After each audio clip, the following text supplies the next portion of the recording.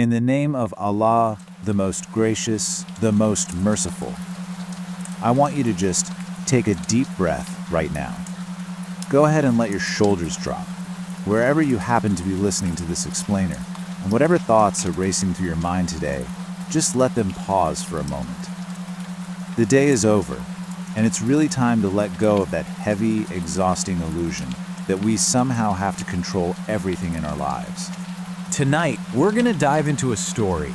It's a completely true story about love, a video game, the strict limits of human power, and a little boy. By the end of our journey together, my hope is that your mind feels quiet, your heart feels a bit lighter, and you can honestly drift into a deep, peaceful rest. Part 1. The illusion of control. Imagine, for a second, being trapped in a room where literally every single choice you make is wrong.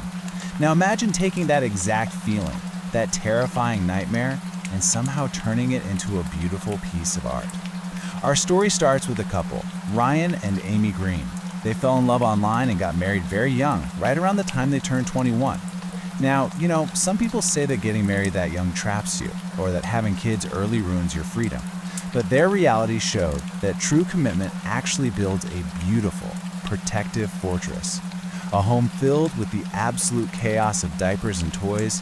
It isn't a burden at all. It's a living, breathing blessing. So Ryan worked as a computer programmer while Amy took care of their growing family. They had 2 boys, Caleb and Isaac, and then in 2009, they welcomed their 3rd son, Joel. Everything was going perfectly until right around Joel's 1st birthday. Suddenly, the baby started throwing up constantly, and his parents noticed he was always tilting his head to one side. They rushed him to the hospital, and the doctors found a tumor in Joel's brain. It was a very rare, incredibly aggressive cancer called an ATRT.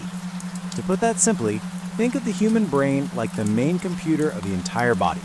Sometimes, a tiny cell breaks and just starts multiplying way too fast, creating a tumor. And because a baby's skull is such a tight space, that growing lump created immense pressure, which is exactly what caused the terrible sickness and made little Joel tilt his head. To fight it, the doctors had to throw everything they had at it. Powerful chemicals through chemotherapy, and invisible energy beams through radiation. And the doctors had to be honest, the odds were extremely grim. In fact, medical science shows that for babies under 3 with this specific condition, the chance of surviving is sometimes less than 15%. When Amy heard those numbers, she actually had this incredibly dark, terrifying thought. She honestly wondered if it would be better to just let her baby go peacefully right then and there, just to spare him years of toxic, painful treatments. And, it is completely normal for a loving mother to be utterly terrified of her child's suffering. But deep down, she also knew that preserving life is a profound duty. One day in the hospital, Amy was holding Joel. She was singing and clapping, and even though he was so sick, Joel clapped his little hands and babbled right along with her. It was this perfect, beautiful moment. But it actually made Amy sad, because she caught herself thinking she would only remember it because he was going to die. Right then, she made a massive choice. She decided she wasn't going to let the fear of tomorrow ruin the beauty of today. She told herself, I need to love him like mad. We need to live our lives like he's going to live. And so for a solid year, they fought.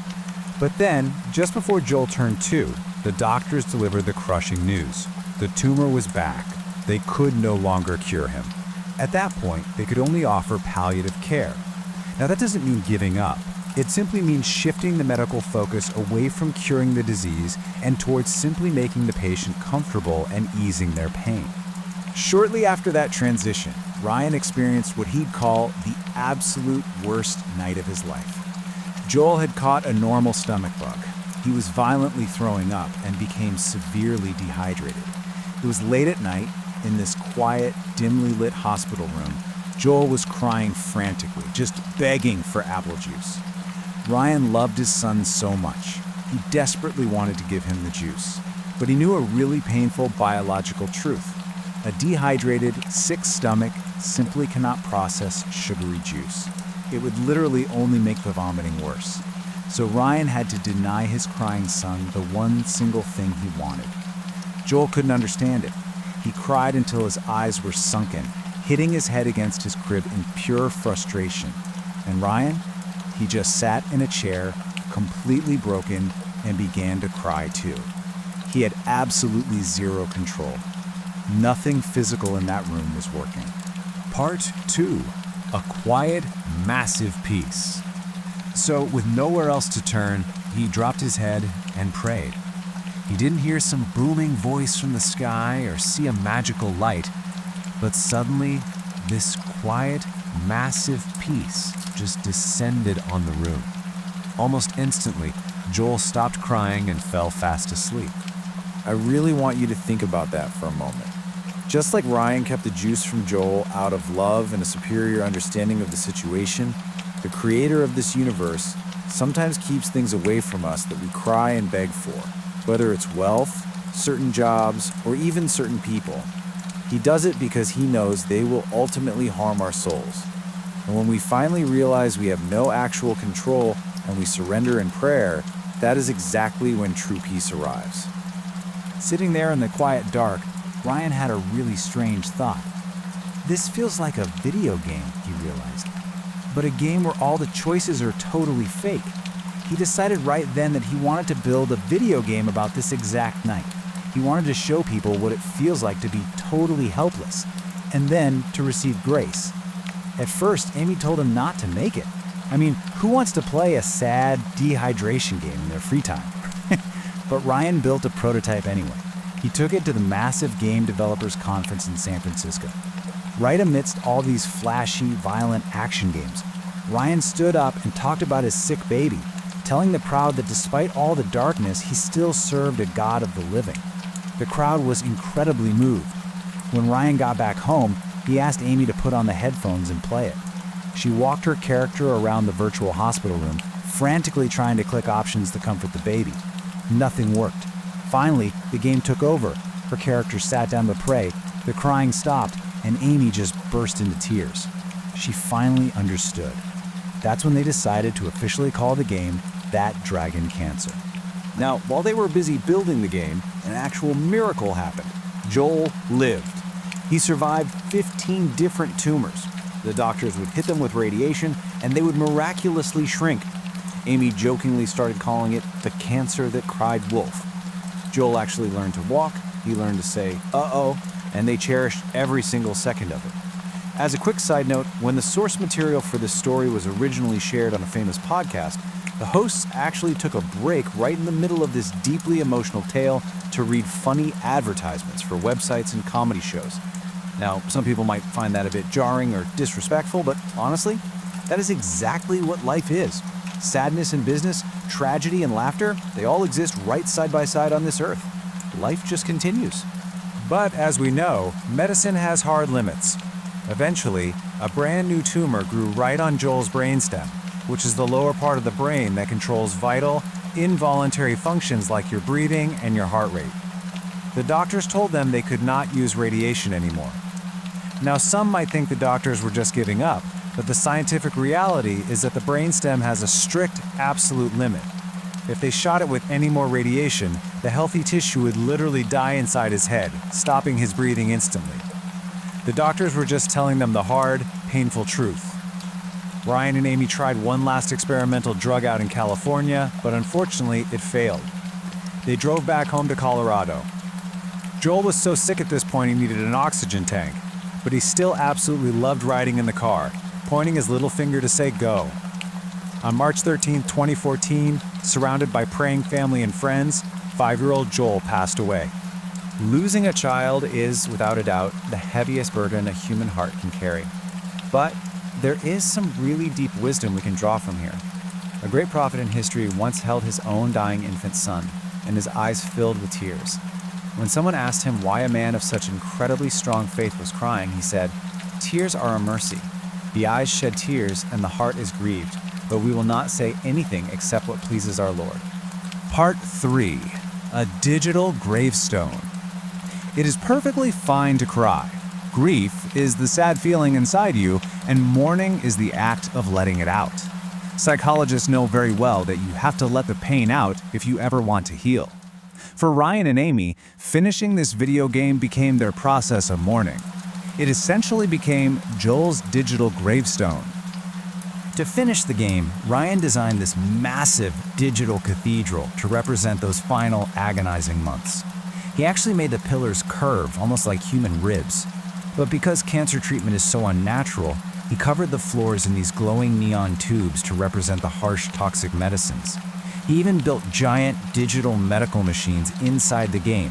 The player had to constantly run up and down scaffolding, frantically pressing buttons to keep Joel's oxygen and food levels up. But after spending months building this complex system, Ryan completely deleted the machines. Now, why would he do that? Why delete all that hard work? Well, he realized that if a player missed a button and failed, they would feel like it was their fault that Joel died. And that is such a beautiful, profound correction. In real life, we so often feel this crushing guilt, thinking, oh, if only I did this one thing differently, everything would be fine. But the absolute truth is, we do not control life and death. The exact span of a life is written by the Creator. Letting go of that illusion of control is literally the only way to find rest. As the game finally neared completion, Ryan actually felt incredibly sad, because his physical memory of Joel was starting to fade. But you know, physical things always fade. The soul and the bond of true love is preserved perfectly, forever. Part 4, The Bright Shore. Let me walk you through the final scene of the game, because it's arguably the most beautiful part of the whole experience. After you finally leave that dark cathedral, you find yourself sitting in a small rowboat. But there are no oars, you can't steer, you just have to let the water carry you. Eventually you arrive at this incredibly peaceful, sunlit island. You walk up into the woods and right there, sitting on a picnic blanket, is Joel. He's completely healthy. Surrounding him are all the things he absolutely loved in life. There's a stack of pancakes that's literally bigger than he is. There's a happy little dog running around. You can click a button to blow digital bubbles, and you hear Joel's real recorded voice laugh and say, "I love bubbles. Look, I can catch one." You can stay there on that island, just blowing bubbles with him for as long as you want. There's no more sickness there, no more crying. And then Joel's voice says to you, "I remember you. You made it too. I'm glad you're here. I bet you will like it too." To officially finish the game, the player simply turns around and walks away, leaving Joel completely happy and safe on the island. This ending isn't just some comforting fiction they made up. It aligns perfectly with some of the oldest, most beautiful spiritual truths we have. Innocent children who leave this world do not suffer. They are immediately taken to a vast, beautiful place. They are completely safe, fully provided for, and instantly cured of all their pain. And there, they wait happily to eventually take their parents by the hand when their time comes. The player turning and walking away, that represents us, the people left behind on Earth. We have to turn back to our lives, do good deeds, let go of our bitter resentments, and live patiently. But we do all of that knowing with absolute certainty that the ones we lost are completely safe on that bright shore. So tonight, as we wrap up this explainer, let go of the things you cannot control. Stop fighting the wheel. Let the water carry you. The grand design of this universe is built on a profound mercy, even when we can't quite see the whole picture. So I'll leave you with this question. What heavy illusions of control are you finally ready to let go of? Close your eyes, rest your mind. Everything eventually is going to be perfectly fine. Good night.